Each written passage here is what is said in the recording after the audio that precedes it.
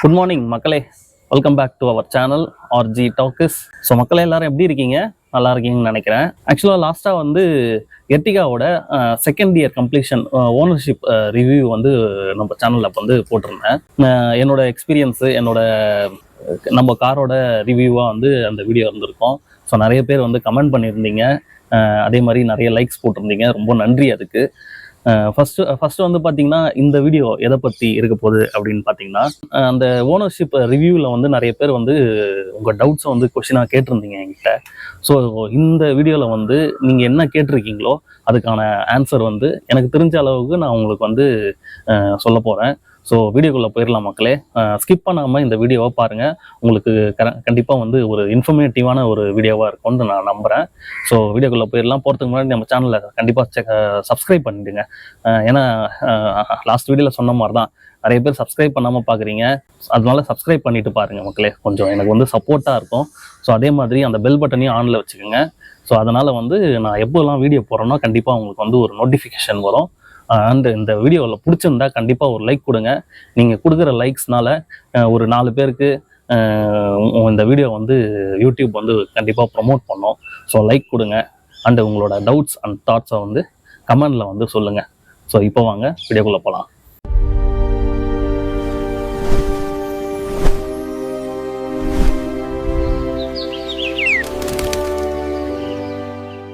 First இப்போ வந்து question number 1ன்னு சொல்லலாம். அதாவது ஃபஸ்ட்டு கொஷின் நிறைய பேர் கேட்டது வந்து E20 அப்படின்றது என்ன, நீங்கள் வந்து என்ன டைப் ஆஃப் பெட்ரோல் வந்து நீங்கள் போடுறீங்க அப்படின்ட்டு அது ஓரியன்டான சில கொஷின்ஸ் வந்து என்கிட்ட கேட்டிருந்தீங்க. ஆக்சுவலாக E20 அப்படிங்கிறது வந்து நம்ம இப்போ கரண்ட்டாக யூஸ் பண்ணுற ஒரு பெட்ரோலோட நேம்னே சொல்லலாம். அதாவது பார்த்தீங்கன்னா E20 அப்படின்னா எத்தனால் வந்து 20%. நம்ம யூஸ் பண்ணுறது வந்து பார்த்திங்கன்னா ஃபியூல் 100% ஒரு ஃபியூவலில், இப்போ 1 லிட்டர்னே வச்சுக்கோங்களேன். 100% வந்து ஒரு ஃபியூவலில் 80% வரைக்கும் தான் வந்து பெட்ரோல் இருக்குது மக்களே. மீதி இருக்கிற அந்த 20% வந்து எத்தனால் அப்படின்னா என்னன்னு கேட்டிங்கன்னா, இது வந்து இதுவும் ஒரு எரிபொருள் தான். எங்கேருந்து எடுக்கிறாங்க, எதில் உற்பத்தி பண்ணுறாங்கன்னா, சுகர் கேன் இருக்குங்களா, சுகர் கேன்லேருந்தும் அந்த வந்து சோளத்துலேருந்தும் வந்து உற்பத்தி பண்ணுற ஒரு எரிபொருள் இது. ஸோ இதை வந்து ஏன் வந்து நம்மளோட பெட்ரோலில் கலக்கிறாங்க அப்படின்னு கேட்டிங்கன்னா, நம்ம எப்போவுமே வந்து பெட்ரோலை வந்து வெளிநாட்டிலேருந்து தான் நம்ம இறக்குமதி பண்ணுறோம். ஸோ இறக்குமதி பண்ணுறதை வந்து கம்மி பண்ணுறதுக்காகவும் எமிஷன், அதாவது பொல்யூஷனை வந்து தவிர்க்கிறதுக்கோசமும் இதை வந்து எத்தனாலை வந்து பெட்ரோல் கூட கலக்கிறாங்க. எத்தனால் வந்து நம்ம உள்நாட்டிலே உற்பத்தி பண்ணுற ஒரு பொருள் அப்படின்றதுனால ஸோ அதை வந்து கலக்காங்க. இதில் எங்கே வந்து சிக்கல் வருது அப்படின்னு பார்த்தீங்கன்னா, E20ங்கிறது இப்போ இன்னைக்கே வந்து கலந்து நம்மளுக்கு கொடுக்குற விநியோகம் பண்ணுற ஒரு எரிபொருள் கிடையாது மக்களே. இது வந்து பார்த்தீங்கன்னா ஃபர்ஸ்ட்லேருந்தே 5%, 10% அந்த மாதிரி கொஞ்சம் கொஞ்சமாக இன்க்ரீஸ் பண்ணி இப்போ வந்து 20% எத்தனால் வரைக்கும் வந்து நிற்கிது. ஸோ இதுக்கு மேலே இன்க்ரீஸ் பண்ண மாட்டாங்களா அப்படின்னு கேட்டிங்கன்னா அதுக்கு வந்து ஆன்சர் கிடையாது. அது பண்ண மாட்டாங்கன்னு நம்ம சொல்ல முடியாது. ஸோ இப்போ வர பெட்ரோல் வண்டிங்கெலாம் பார்த்தீங்கன்னா E20 வந்து கேப்பபிள். அந்த பெட்ரோலை வந்து கண்டிப்பாக வந்து நம்ம போடலாம், எந்த பிரச்சனையும் வராது. ஆனால் இதுக்கு முன்னாடி, அதாவது ஒரு 2023ன்னு நினைக்கிறேன், சரியா எனக்கு தெரியல. ஸோ அதுக்கு முன்னாடி வந்த பெட்ரோல் வண்டிங்கெலாம் பார்த்தீங்கன்னா E20க்கு வந்து கேப்பபிள் கிடையாது.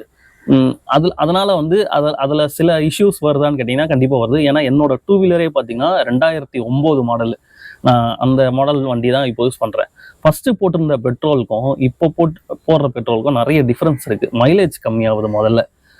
ரெண்டாவது வந்து பார்த்தீங்கன்னா வண்டி கொஞ்சம் அடைச்சி ஓடுற மாதிரி ஒரு ஃபீல் வருது. எப்பவுமே வந்து நான் வந்து இத்தனை வருஷமாக அந்த வண்டியை யூஸ் பண்ணுறேன். ஆக்சுவலாக அது வந்து டிவிஎஸ் அப்பாச்சி. இத்தனை வருஷமாக யூஸ் பண்ணுற வண்டியில் வந்து எனக்கு நிறைய காம்ப்ளிகேஷன் வந்ததில்லை. ஏன்னா நான் மெயின்டைன் பண்ணுற வண்டியை. ஸோ இப்போ என்ன ஆகுதுன்னா, நிறைய கார்பரேட்டரில் வந்து எனக்கு இஷ்யூ வருது மக்களே. வண்டி அடைக்குது. சில நேரத்தில் வந்து கார்பரேட்டர் வந்து லீக் ஆக ஆரம்பிக்குது. எதனால் இது அப்படின்னா, எத்தனாலோட விளைவு உள்ளே இருக்க அந்த ரப்பர் பார்ட்ஸ்லாம் வந்து அரிக்க ஆரம்பிக்குதா அப்படின்னு தெரியல. அதாவது ஒரு சர்வீஸ் வந்து நான் இப்போ வெளியில் தான் கொடுக்குறேன்னு வச்சுங்களேன். 2 வீலர் சர்வீஸ் வந்து டிவிஎஸ்ல கொடுத்தே பல வருஷம் ஆகுது. நான் இப்போ வெளியில் தான் கொடுத்துட்ருக்கேன். ஸோ அவர் வந்து ஜஸ்ட் அந்த கார்பரேட்டரை க்ளீன் பண்ணி போடும்போதே அவர் சொல்ல நிறைய டஸ்ட்டு வந்து ஃபார்ம் ஆயிருக்கு. அதே மாதிரி ஒரு வாட்டியும் வந்து இன்சிஸ்ட் பண்ணுங்க, அதாவது கார்பரேட்டரை வந்து க்ளீன் பண்ண போட சொல்லி. நம்ம ஆயில் சர்வீஸ் விட்டோம்னா சில மெக்கானிக் வந்து கார்பரேட்டரை வந்து க்ளீன் பண்ணி போடுறாங்க, சில பேர் வந்து அப்படியே நம்ம சர்வீஸ் பண்ணி கொடுத்துட்றாங்க. ஸோ எப்பவுமே வந்து அதை சொல்லுங்க, கார்பரேட்டரை வந்து க்ளீன் பண்ணி போடுங்க அப்படின்னு சொல்லி. ஸோ எனக்கு அந்த மாதிரி நிறைய இஷ்யூ வருது. மைலேஜ் நல்லா ட்ராப் ஆகுதுங்க. அந்த என்னோட வண்டி பார்த்தீங்கன்னா ஃபர்ஸ்ட் நான் வாங்குற புதுசுல 45-46 கொடுத்துட்டு இருந்தது. அது அப்படியே போக போக போக இப்போ வண்டி பழசம் ஆயிடுச்சுன்னு வச்சுங்க. பட் ஆனால் மெயின்டெனன்ஸ்னு ஒரு உங்களை க்ரைட்டீரியா இருக்கு. நான் நல்லா தான் மெயின்டைன் பண்ணேன். நான் உங்களுக்கு வண்டியும் காட்டுறேன். நான் வந்து இப்போ எவ்வளோ தருதுங்க பார்த்தீங்கன்னா, 1 லிட்டர் போட்டுன்னா அது வந்து ஒரு 30 கிலோமீட்டர் போகிறதே ஒரு பெரிய கேள்விக்குறி மக்களே. ஸோ அது வந்து என்னை பொறுத்த வரைக்கும் ட்ராப் ஆகுது. பட் ஆனால் எர்டிகான்னு வரும்போது E20 வந்து அதுக்கு கேப்பபிள். எங்க நீங்க இதை பார்க்கலாம்னா, என்னோட எர்டிகால வந்து பாத்தீங்கன்னா அந்த ஃபியூல் டோர் இருக்குங்களா, டோர் லிட் வந்து திறந்தோம்னா அதுலயே வந்து அப் டு E20 அப்படின்னு போட்டிருக்கு. அதே மாதிரி உங்க வண்டி இதுக்கு கேப்பபிளா அப்படின்னு பாக்குறதுக்கு நீங்க வந்து உங்களோட மேனுவல் புக் கொடுத்துருப்பாங்க பாத்தீங்களா. வண்டி வாங்கும்போது ஒரு மேனுவல் புக் கொடுத்துருப்பாங்க. ஸோ அந்த மேனுவல் புக்ல செக் பண்ணி பாருங்க E20 வந்து உங்களுக்கு கேப்பபிளா அப்படின்ட்டு. அப்படி இல்லை அப்படின்னு என்ற பட்சத்துல சில இந்தியன் ஆயில் நினைக்கிறேன், அதில் வந்து X95 அப்படின்னு ஒரு பெட்ரோல் இருக்குன்னு நினைக்கிறேன். இது வந்து 95% வந்து பெட்ரோலு அப்படின்னு போட்டிருந்தது. ஸோ அதை கூட யூஸ் பண்ணி பாருங்கள். இந்த ஸ்பீடு, இந்த என்ன சொல்கிறது, கொஞ்சம் அந்த ப்ரீமியம் லெவலில் இந்த பெட்ரோல்ஸ்லாம் யூஸ் பண்ணி பார்த்தீங்கன்னா கொஞ்சம் அதில் வந்து இந்த பியூரிட்டி, அதாவது பியூரிட்டின்னு சொல்ல முடியாது, அந்த பெட்ரோலோட பர்சன்டேஜ் வந்து ஜாஸ்தியாக இருக்கும். ஸோ அந்த பெட்ரோல்லாம் நீங்கள் கொஞ்சம் யூஸ் பண்ணி பார்க்கலாம். எனக்கு தெரிஞ்சு இப்போ ஒரு பேச்சுவார்த்தை போயிட்டு இருக்குன்னு நினைக்கிறேன். ஏன்னா 100% பெட்ரோல் கொடுத்துட்டு அமௌண்ட், அதாவது ப்ரைஸை கொஞ்சம் வந்து ஏற்றி கொடுக்குற மாதிரி ஒரு பேச்சுவார்த்தை போயிட்டு இருக்குன்னு தெரியல, நினைக்கிறேன். அது எந்த அளவுக்கு உண்மைன்னு தெரியல, மேபி ரூமராகவும் இருக்கலாம்.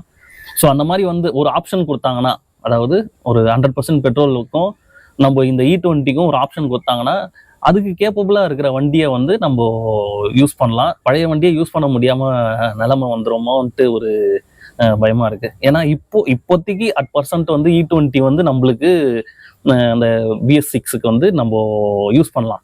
பட் ஆனால் ஃபியூச்சர்ல திருப்பியும் வந்து E20ங்கிறது ஒரு 30% இல்லை 40% எத்தனால வந்து நம்ம மிக்ஸ் பண்ணாங்கன்னு வச்சிங்களேன், அதுக்கு வந்து என்ன ஆன்சர்னு தெரியல. மேபி நம்ம வண்டி வாங்கிட்டு ஒரு 10 இயர்ஸ்ல அதை யூஸ் அண்ட் த்ரோ மாதிரி தான் ஆக்கணும்னு நினைக்கிறேன். ஏன்னா வெளிநாட்டுலலாம் அப்படிதான் வண்டியை வந்து கிராஷ் பண்ணி யூஸ் அண்ட் த்ரோ மாதிரி தான் வச்சிருக்காங்க. ஸோ அந்த மாதிரி ஆயிடுமோன்ட்டு ஒரு கேள்விக்குறி இருக்கு. உங்களுக்கு புரிஞ்சிருக்கோன்னு நினைக்கிறேன் நான் என்ன சொல்ல வந்தேன் அப்படின்ட்டு. ஸோ நெக்ஸ்ட் கொஸ்டினுக்கு போயிடலாம் மக்களே. இப்போ வந்து 2வது கொஸ்டின், இது வந்து என்ன கேட்டிருக்காரு அப்படின்னா, ப்ரோ நியூ காருக்கு 3 years third party and 1 year own damage insurance இருக்கு. 1 இயர் முடிஞ்சதுக்கப்புறம் என்ன ரெனியூ பண்ணணும் அப்படின்னு கேட்டிருக்காரு. ஸோ இது வந்து ஆக்சுவலி ஒரு முக்கியமான ஒரு கேள்வினே இருக்கலாம். நிறைய புது கார் வாங்குற ஓனர்ஸ்க்கு வந்து இந்த கன்ஃபியூஷன் இருக்கு மக்களே. இப்போலாம் நம்ம வாங்குற காருக்கு வந்து 3 இயர்ஸ் வந்து கம்பல்சரி அந்த இன்சூரன்ஸ் போட்டு கொடுத்துட்றாங்க. ஃபர்ஸ்ட் இயர் வந்து ஓன் டேமேஜ் ஃபுல், அதாவது பம்பர் டு பம்பர் இருக்கும். அதே மாதிரி நெக்ஸ்ட், அதாவது 1 to 3 இயர்ஸ்க்கு வந்து தேர்ட் பார்ட்டி இருக்கும். ஸோ முதல்ல வந்து உங்களுக்கு அந்த தேர்ட் பார்ட்டி இன்சூரன்ஸ் அப்படின்னா என்னன்ட்டு நான் உங்களுக்கு சொல்லிடுறேன். இப்போ வந்து வண்டியை வந்து ரோட்ல எடுத்துட்டு போறீங்க அப்படின்னா இந்த தேர்ட் பார்ட்டி இன்சூரன்ஸுங்கிறது ரொம்பவே முக்கியம். ஸோ ஃபர்ஸ்ட் இயர் வந்து own damage, second year third இயருக்கு வந்து தேர்ட் பார்ட்டி. இது வந்து எப்படின்னா, ஒருத்தரை போயிட்டு நீங்க ஒரு தெரியாதமா ஒரு ஆக்சிடென்ட் ஆகுது, ஒருத்தரை இடிச்சிடுறீங்க அப்படின்னா அவருக்கு கவர் ஆகக்கூடிய, அவர் வண்டிக்கோ இல்லை அவருக்கு இப்போ இடிச்சிடுறீங்களா, அவருக்கு ஒரு இன்ஜுரி ஆகுது அப்படின்னா அவர் ஹாஸ்பிட்டலில் போயிட்டு இன்சூரன்ஸ், அவருக்கு இருக்கக்கூடிய இன்சூரன்ஸ் தான் கிளைம் தான் வந்து இந்த தேர்ட் பார்ட்டி இன்சூரன்ஸு. ஸோ இது வந்து பார்த்தீங்கன்னா ஃபர்ஸ்ட் இயர் வந்து ஓன் டேமேஜ் இருக்கும்போது உங்கள் வண்டிக்கும் வந்து நீங்கள் என்ன அதாவது மாற்ற போகிறீங்களோ அதை வந்து கவர் பண்ணிக்கலாம்.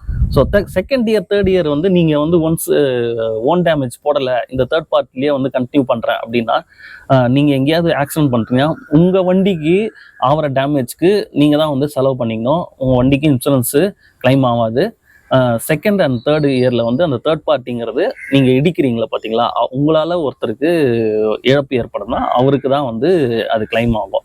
ஸோ உங்கள் சேஃபர் சைடு வந்து செகண்ட் அண்ட் தேர்ட் இயர், அதாவது செகண்ட் இயருக்கு வந்து வெளியில் அதாவது அடுத்த இயருக்கு வந்து இந்த ஃபுல் டேமேஜ் பம்பர் டு பம்பரோ இல்லை ஆடான்ஸோ அது வந்து உங்களோட இதுதான் ஒப்பீனியன் தான் அது. அந்த மாதிரி ஒரு ஃபுல் கவராக வர ஒரு, ஏன்னா புது வண்டி செகண்ட் இயர்னாலே அப்சல்யூட்லி அது வந்து புது வண்டியை தான் வந்து நம்ம சொல்கிறோம். அப்படின்னு இருக்கும்போது ஒரு வண்டிக்கு ஒரு அந்த ஃபுல் டேமேஜ்க்கான இன்சூரன்ஸ் போடுறது அவசியம் மக்களே. ஸோ வந்து எப்போ முடிய போதோ, அதாவது இப்போ வந்து ஃபார் எக்ஸாம்பிள் இன்னைக்கு டேட் வந்து August 9 வந்து முடியுதுன்னு வச்சுங்களேன்.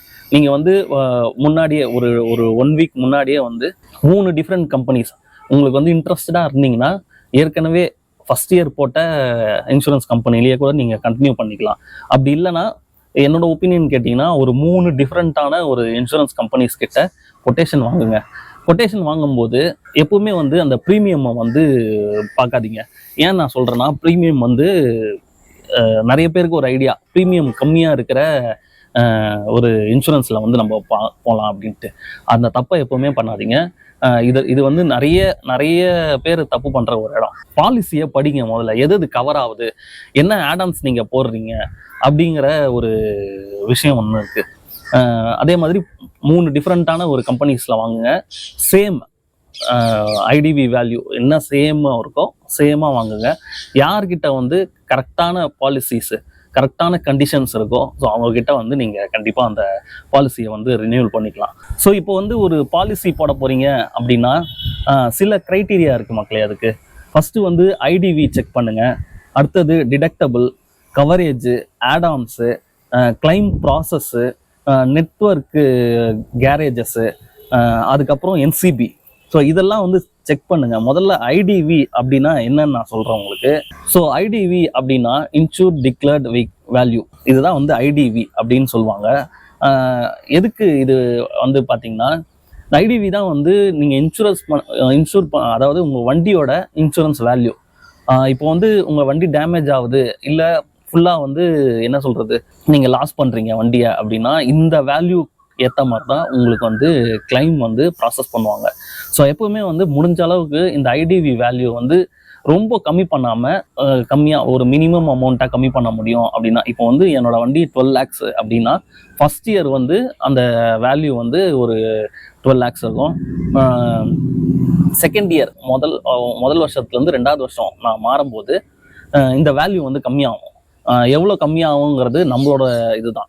12 lakhsலேருந்து 11.5 lakhs வரைக்கும் கம்மியாகலாம். இல்லை சில பேர் அந்த இப்போ நான் ஃபஸ்ட்டு அந்த ப்ரீமியம் சொன்னேன் பார்த்தீங்களா, அந்த ப்ரீமியம் கம்மி பண்ணிட்டாங்கன்னா இந்த ஐடிவி வேல்யூ தானாக கம்மியாயிடும். 12 lakhsங்கிறது நீங்கள் ப்ரீமியம் வந்து ஒரு இடத்துல வந்து ஒரு 12,000 கட்டணும் அப்படின்னு கொடுத்துருக்காங்க. பட் ஆனால் 2வது இன்சூரன்ஸ் கம்பெனி வந்து நீங்கள் வந்து ஒரு 9,000 கட்டினா போதும் உங்களுக்கு வந்து இன்சூரன்ஸ் கொடுத்துறேன்னா போட்டிருப்பாங்க. ஸோ அதில் தான் வந்து இந்த ஐடிவி வந்து கம்மியாகும்.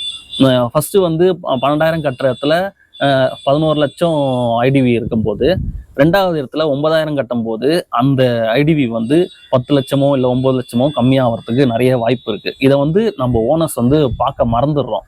ஸோ அது எங்கே வந்து உங்களுக்கு தெரிய வருதுன்னா, ஒரு டேமேஜ்ன்ற போது நீங்கள் கேரேஜ் போயிட்டு அந்த இன்சூரன்ஸ் கிளைம் பண்ணும்போது உங்கள் ஐடிவியை வச்சு இந்த கிளைமை வந்து கம்மி பண்ணிடுவாங்க. உங்களுக்கு ஆகிற கிளைம் வந்து ஒரு 50,000 செலவாகுது அப்படிங்கிற பட்சத்தில் நீங்கள் கையிலேருந்து கொஞ்சம் காசு கொடுக்குற மாதிரி அது வந்துடும். ஸோ இதுதான் வந்து இந்த ஐடிவி வேல்யூ, இது ரொம்ப முக்கியம், இதை பர்டிகுலராக பாருங்கள். ஸோ 2வது என்சிபி அப்படின்னா நோ கிளைம் போனஸ்.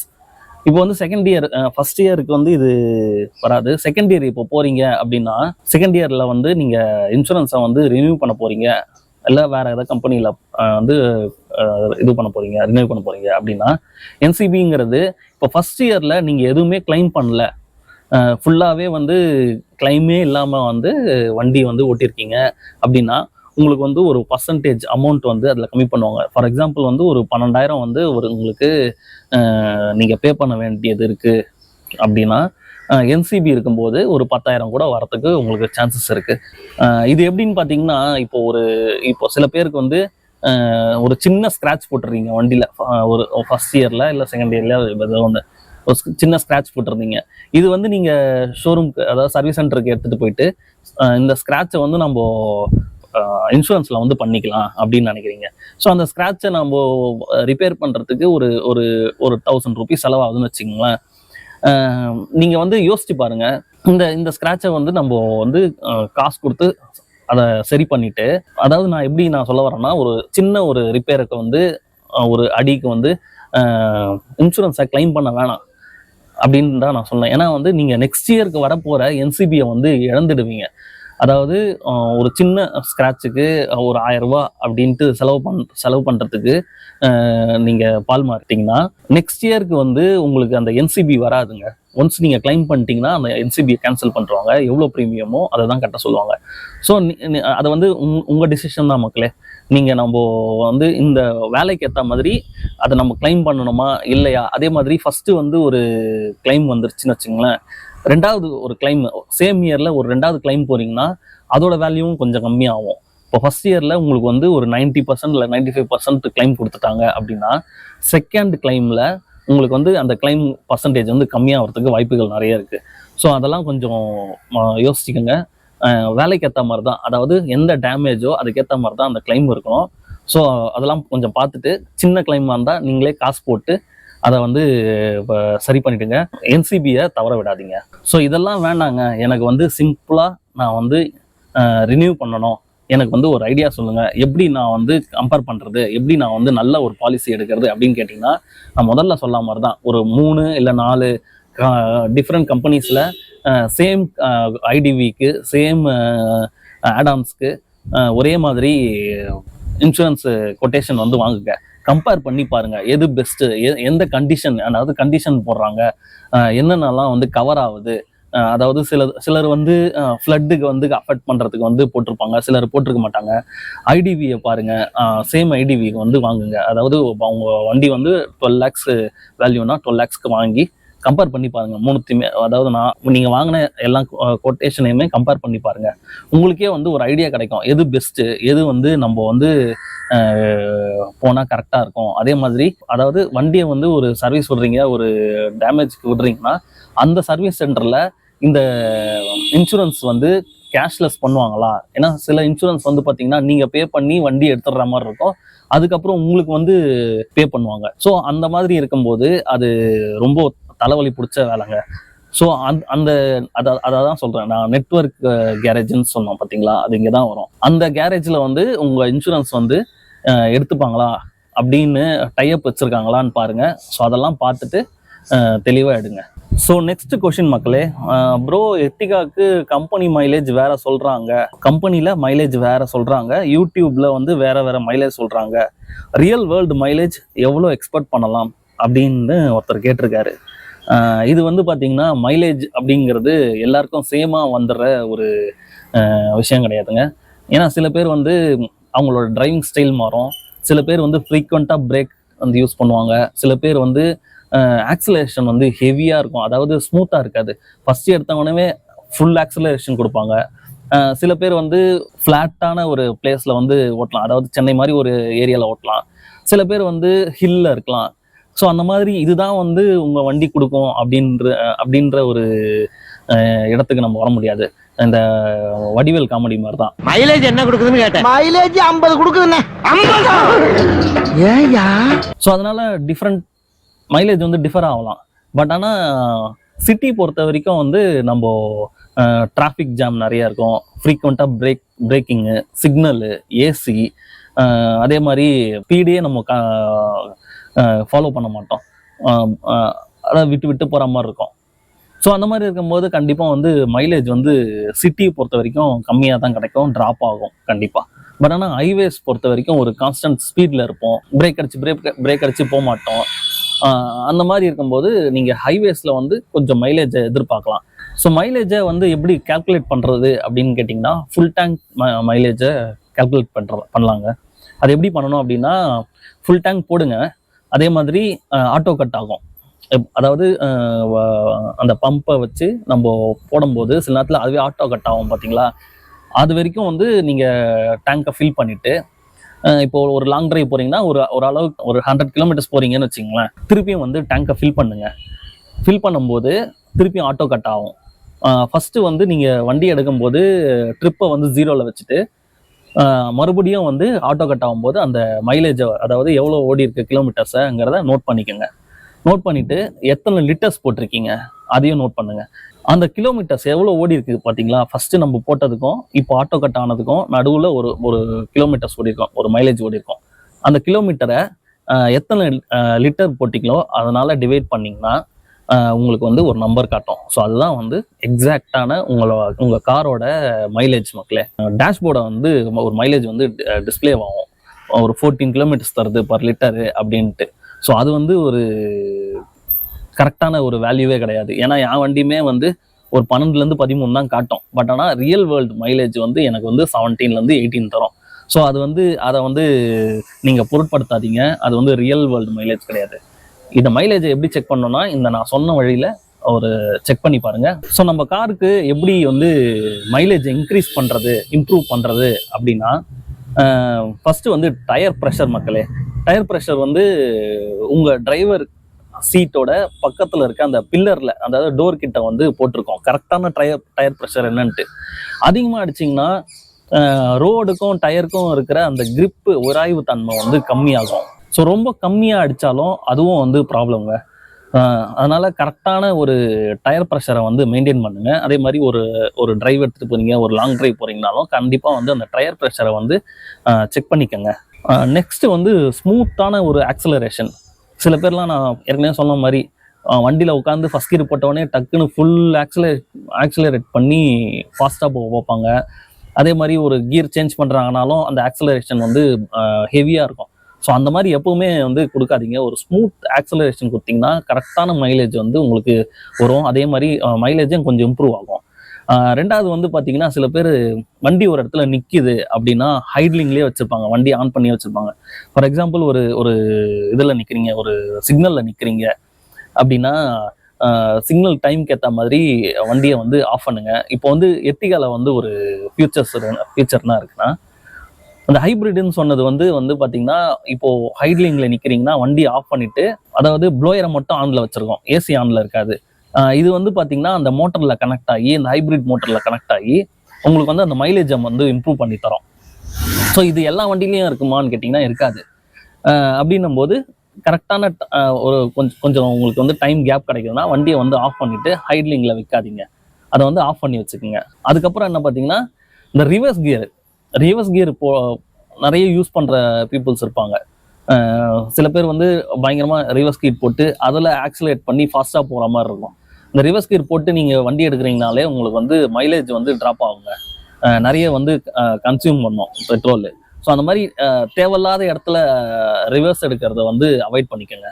அதுக்கப்புறம் நம்ம பூட்டில் இருக்கிறது, அதாவது சில பேர் வந்து பார்த்திங்கன்னா பூட்டில், அதாவது வண்டியோட டிக்கியில் வந்து பார்த்திங்கன்னா அவங்க வீடையே வச்சுருப்பாங்க.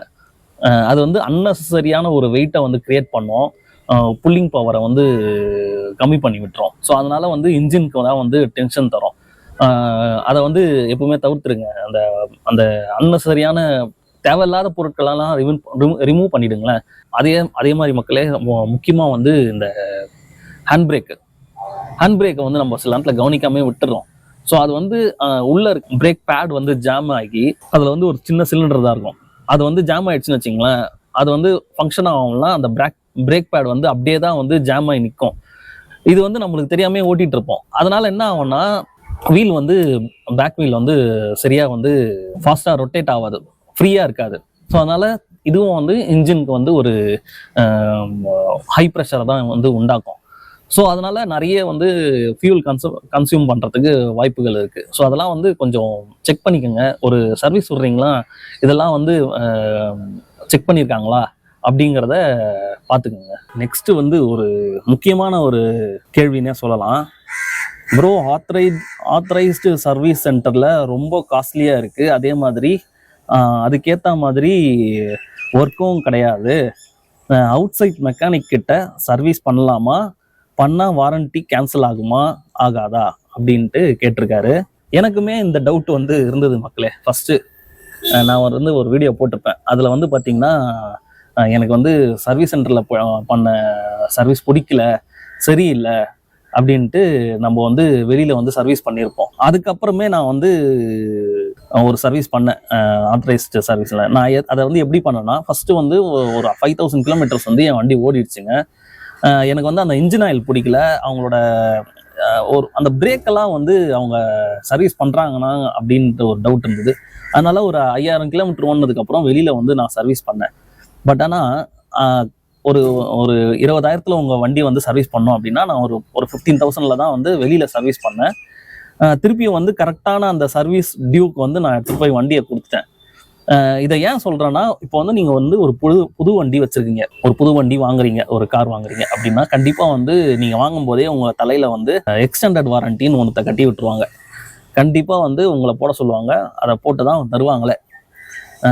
அப்படின்னும் போது எக்ஸ்டெண்டட் வாரண்டிங்கிறது டோட்டலி 5 இயர்ஸ் வந்துடும் உங்களுக்கு. ஃபஸ்ட்டு 2 இயர்ஸ் வந்து கம்பெனி வாரண்டி வருது, மீதி 3 இயர்ஸ் வந்து எக்ஸ்டெண்டட் வாரண்டி அப்படின்னு போட்டு உங்களுக்கு கொடுத்துருவாங்க. இந்த ஃபுல் 5 இயர்ஸ் வந்து கண்டிப்பாக அவங்கக்கிட்ட தான் வந்து உங்களால் சர்வீஸ் விடணும். அப்படி வெளியில் சர்வீஸ் பண்ணுறீங்க, சர்வீஸ் டியூக்கு வந்து நீங்கள் கொடுக்கல, அது ஒரு சர்வீஸ் மிஸ் ஆகிடுச்சு அப்படின்னா கம்பல்சரி வந்து உங்களுக்கு அந்த வாரண்டி வந்து கேன்சல் ஆகிடும் மக்களே. ஏன்னா இது எல்லாமே வந்து சர்வீஸ் சென்டரில் டாக்குமெண்ட் பண்ணுவாங்க. நீங்கள் ஒரு சர்வீஸ் போகிறீங்க அப்படின்னா கண்டிப்பாக வந்து என்ன சர்வீஸ் பண்ணியிருக்கீங்க, எந்த கிலோமீட்டரில் என்னைக்கு டேட்டில் சர்வீஸ் பண்ணியிருக்கீங்க அப்படிங்கிற ஒரு ரெக்கார்டு அவங்க கிட்ட இருக்கும். ஸோ ஃபஸ்ட்டு நீங்கள் இப்போ ஒரு 3rd சர்வீஸோ இல்லை 4th சர்வீஸோ இல்லை 5th சர்வீஸோ எடுத்துகிட்டு போகிறீங்கன்னா, இதுக்கு முன்னாடி எந்த டேட்டில் சர்வீஸ் பண்ணியிருக்கீங்க, எந்த கிலோமீட்டரில் சர்வீஸ் பண்ணியிருக்கீங்க அப்படின்னு பார்த்துட்டு தான் இப்போ இந்த சர்வீஸை எடுப்பாங்க. அப்படி முன்னாடி இருக்க சர்வீஸ் வந்து நீங்கள் பண்ணல அப்படிங்கிற பட்சத்தில் கண்டிப்பாக வந்து அவங்க கொஸ்டின் பண்ணுவாங்க. ஆட்டோமேட்டிக்காக அந்த வாரண்டி வந்து கேன்சல் ஆகிடும். ஸோ வாரண்டிங்கிறது ரொம்பவே ஒரு இம்பார்ட்டண்ட்டான ஒரு இது மக்களே. ஏன் நான் சொல்ல வரேன்னா, இப்போ என் காருக்கே வந்து செகண்ட் இயரில் வந்து அந்த வாட்டர் பம்ப் வந்து இன்ஜினில் வந்து வாட்டர் பம்போட பேரிங் வந்து நாய்ஸ் வர ஆரம்பிச்சிச்சு. இது வந்து மேனுஃபேக்சர் டிஃபெக்ட்.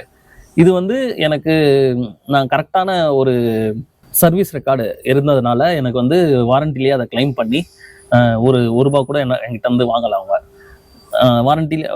பட் ஆனால் சர்வீஸ் பண்ணதில் நிறைய இஷ்யூ இருந்துன்னு வச்சுங்க, அது எல்லாமே நான் வந்து வீடியோவில் பேசியிருப்பேன். நான் என்ன சொல்ல வரேன்னா, கண்டிப்பாக வந்து ஒரு புது காருன்னு போகும்போது நீங்கள் கண்டிப்பாக அந்த சர்வீஸ் ரெக்கார்டை வந்து மெயின்டைன் பண்ணுங்கள். ஏன்னா நீங்கள் அந்த காரை விற்க போகும்போதும் இந்த சர்வீஸ் ரெக்கார்டு வந்து உங்களுக்கு கண்டிப்பாக ஹெல்ப் பண்ணும். ஒரு நல்ல அமௌண்ட்க்கு கிடைக்கிறதுக்கு ஹெல்ப் பண்ணும். ஸோ இந்த சர்வீஸ் ரெக்கார்டு தான் கண்டிப்பாக எல்லா சர்வீஸையும் வந்து இவர் கம்பெனியில் பண்ணியிருக்காரா, ஆத்தரைஸ்டு கம்பெனியில் பண்ணியிருக்காரா அப்படின்றதான் பார்ப்பாங்க.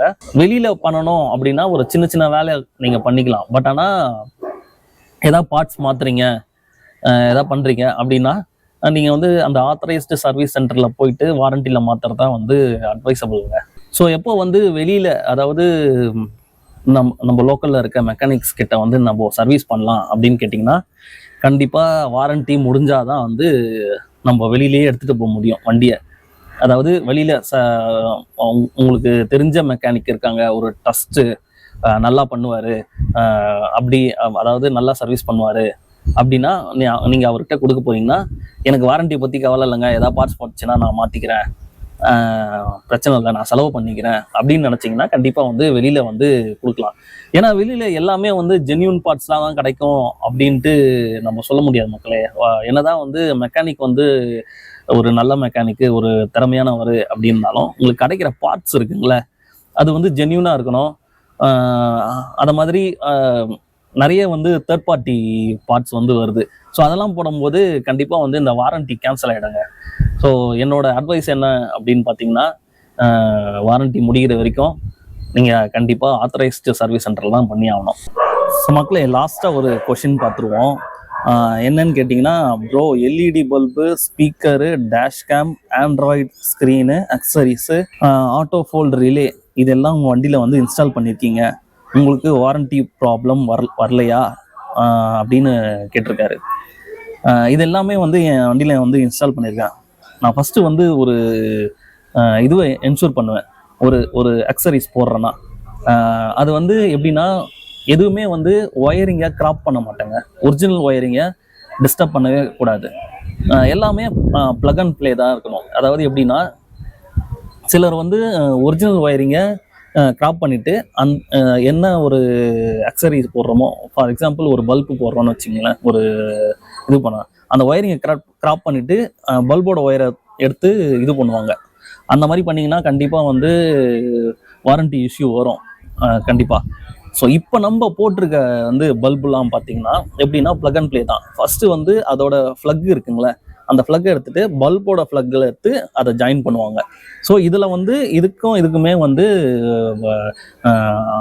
ஒரு எந்த ஆபத்தும் கிடையாது.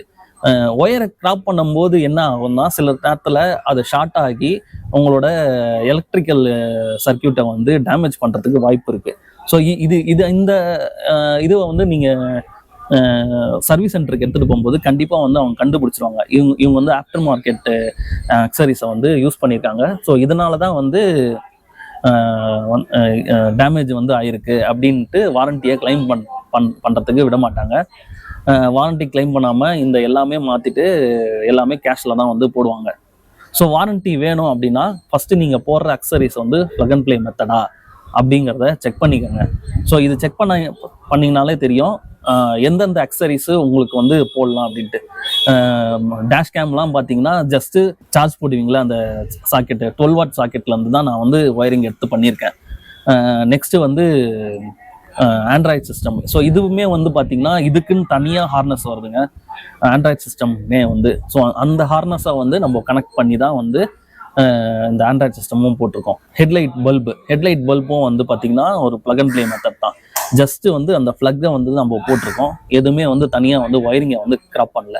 ஸோ இதெல்லாமே வந்து கரெக்டாக பண்ணும்போது கரெக்டான ஃபியூஸ் போடணும், கரெக்டான ரிலே இருக்கணும், அதுக்கு ஒயரிங் வந்து பர்ஃபெக்டாக இருக்கணும், கரெக்டாக அந்த டேப் போட்டு வெளியில் வந்து ஒயரிங் எங்கேயுமே ஷார்ட் ஆகாத அளவுக்கு இன்ஸ்டாலேஷனை வந்து பர்ஃபெக்டாக பண்ணிங்கனாலே உங்களுக்கு வந்து அந்த வாரண்டியை வந்து நம்ம அவாய்ட் பண்ணிக்கலாம்.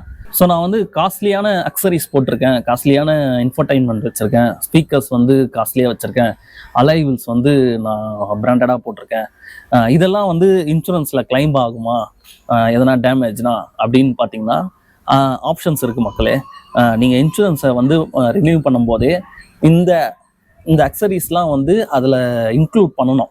ஸோ அது வந்து உங்கள் வேலை. இன்க்ளூட் பண்ணிங்கன்னா கண்டிப்பாக வந்து ஒரு டேமேஜ்னு வரும்போது அதை வந்து நீங்கள் இன்சூரன்ஸில் கிளைம் பண்ணிக்கலாம். பட் ஆனால் அதை வந்து இன்க்ளூட் பண்ணணும் அக்சரிஸில். அதாவது என்னென்ன பொருளை நீங்கள் போட்டிருக்கீங்களோ அது எல்லாமே இன்க்ளூட் பண்ணிங்கன்னா கண்டிப்பாக வந்து அதை கிளைம் பண்ணிக்கலாம். இந்த 5 கொஷின் பார்த்தீங்கன்னா இந்த 5 கொஷினுமே சேர்த்து ஒரு பாயிண்ட்டை வந்து உங்களுக்கு சொல்லும். ஒரு கார் ஓனர்ஷிப்பு அப்படிங்கிறது ஒரு காரை வாங்கினா மட்டும் வந்துடாதுங்க. அதை மெயின்டைன் பண்ணுறது, ஒரு நல்ல சர்வீஸ் ரெக்கார்டை மெயின்டைன் பண்ணுறது, கண்டிப்பாக ஒரு நல்ல சேஃப்டியான ஒரு டிரைவ் எடுத்துகிட்டு போகிறது, இன்சூரன்ஸை ப்ராப்பராக மெயின்டைன் பண்ணுறது, அன்னெசரி மாடிஃபிகேஷன் பண்ணாமல் வச்சிருக்கிறது, இது எல்லாமே சேர்த்து வரதாங்க அந்த கார் ஓனர்ஷிப்புங்கிறது. இது எல்லாமே நீங்கள் வந்து ப்ராப்பராக மெயின்டைன் பண்ணிங்கன்னா பல வருஷத்துக்கு வந்து உங்கள் காரை வந்து நீங்கள் என்ஜாய் பண்ணலாம். ஸோ இந்த வீடியோவில் வந்து சப்ஸ்கிரைபரோட கொஷின்ஸை பேஸ் பண்ணி 5 முக்கியமான டாபிக்ஸை வந்து நம்ம டிஸ்கஸ் பண்ணியிருக்கோம். E20 ஃபியூவலில் ஸ்டார்ட் பண்ணி insurance, mileage, service, accessories, so இந்த மாதிரி ஒரு 5 முக்கியமான டாபிக்ஸை பற்றி இந்த வீடியோவில் நம்ம பேசியிருக்கோம். அண்ட் மக்களே, உங்களுக்கு இன்னமும் எர்டிகா அப்படி இல்லைன்னா பேசிக்காக காரை பற்றி ஏதாவது ஒரு டவுட் இருந்ததுன்னா கமெண்ட் செக்ஷனில் கண்டிப்பாக எனக்கு கமெண்ட் பண்ணுங்கள். உங்களோட டவுட்ஸை வந்து எனக்கு கொஷினாக கேளுங்க. நெக்ஸ்ட் வீடியோவில் இல்லை சீக்கிரமாக அடுத்த வீடியோவில் சப்ஸ்கிரைபர்ஸோட கொஷின்ஸை வந்து பார்ட் 2 வந்து ஒரு வீடியோவாக மேக் பண்ணுறதுக்கு ட்ரை பண்ணுறேன். அதே மாதிரி உங்களோட கொஷின்ஸ் வந்து இன்ட்ரெஸ்டிங்காக இருந்தது, ரொம்ப முக்கியமான ஒரு கொஷினாக இருந்தது அப்படின்னா கண்டிப்பாக உங்களோட நேமையும் வந்து நான் மென்ஷன் பண்ணுறேன். மன்னிச்சுக்கோங்க, இந்த வீடியோவில் வந்து நேமை வந்து மென்ஷன் பண்ண முடியல. ஏன்னா வந்து நான் ரேண்டமாக வந்து டக்குன்னு எடுத்து இந்த வீடியோ பண்ணுறதுனால நான் நேம் எடுக்க வந்து தவறிட்டேன். ஸோ நெக்ஸ்ட் வீடியோவில் கண்டிப்பாக வந்து உங்கள் நேமை வந்து நான் மென்ஷன் பண்ணுறேன். ஸோ இந்த வீடியோ வந்து உங்களுக்கு யூஸ்ஃபுல்லாக இருந்தால் கண்டிப்பாக வந்து நம்ம சேனலுக்கு இந்த வீடியோவுக்கு ஒரு லைக் கொடுங்க, நம்ம சேனலை சப்ஸ்கிரைப் பண்ணிக்க வச்சுக்கோங்க, பெல் பட்டனை ஆலில் வச்சுக்கோங்க. அப்போ தான் வந்து நான் போடுற வீடியோ உங்களை வந்து ரீச் ஆகும். ஸோ நெக்ஸ்ட்டு வந்து ஒரு நல்ல வீடியோவில் மீட் பண்ணுறேன். சேஃபாக இருங்க. பாய்.